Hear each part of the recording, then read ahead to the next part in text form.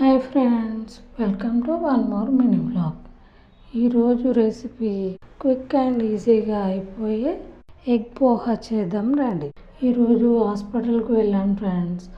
అక్కడ టిఫిన్ చేశాను. మధ్యాహ్నం లంచ్ చేయడానికి ఓపిక లేక ఈ ఈజీ రెసిపీని ఎంచుకున్నాను. ముందుగా గిన్నెలో 2 ఎగ్స్ వేసి బాగా ఫ్రై చేసుకొని పక్కన పెట్టుకోవాలి. ఆ తర్వాత మళ్ళీ కొద్దిగా ఆయిల్ వేసి కొద్దిగా జీలకర్ర, ఆనియన్స్, పచ్చిమిర్చి, కరివేపాకు, టొమాటో వేసి కాస్త మగ్గనిచ్చి అందులోనే క్యారెట్ ముక్కలు, కొద్దిగా అల్లం వెల్లుల్లి పేస్ట్, పసుపు వేసి పచ్చివాసన పోయేంత వరకు మగ్గించుకోవాలి.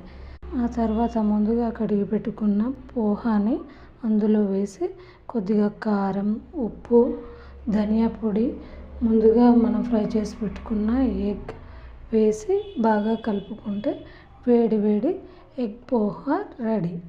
నా ఛానల్ మీకు నచ్చినట్టయితే ప్లీజ్ డూ సబ్స్క్రైబ్.